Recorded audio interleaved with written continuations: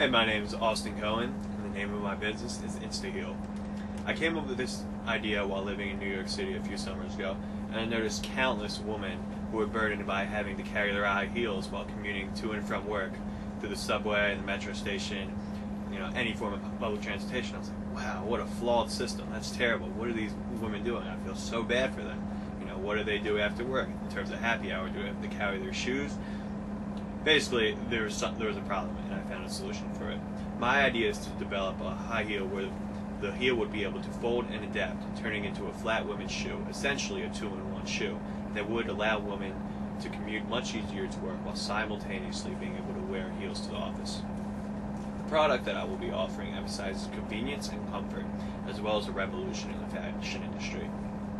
According to a 2011 Maryland survey, nearly 90% of Maryland's residents live in the densely populated corridor between Baltimore and Washington, D.C. In addition to this, an estimated 2 million live in outside suburbs that commute to these cities, such as Arlington, Virginia, which is the main city that commutes to D.C. So about this, there's 7.8 million total people. Roughly half are women, that's 4 million. At 20% unemployment rate, there's 3.2 million women in this area commuting to work. So last weekend I did some independent research and polled women about this idea. I know it's a great way to spend my weekend. So of the 225 women I asked, of this number 72%, a total of 162, liked the idea and said they would be interested in purchasing something like this. Followed up with how many shoes these women own, and it ranged from 4 to 11. Although this is a very small sample size, I believe it is indicative of the working commuting population. And even if it is a little too high, I believe it would still be very effective, even with a small percentage drop. The competitive advantage I have in this marketplace is that it has never been done before and there is nothing like it on the market. In addition, women would be able to save money by essentially purchasing 2 shoes for the price of 1. In order to get this business off the ground and running, I would use multiple revenue streams. My first phase would be sell product to larger stores independently by meeting with managers and executives, as well as building up my own website. Phase 2 of this would be, if I generate enough income, would be to sell the quantities directly to shoe manufacturers, hence cutting down my price of cost per shoe while increasing my profits. Finally, once this gets big enough, which I hope it does, the real money is in the licensing of the shoe, which I will be able to because I currently own a patent.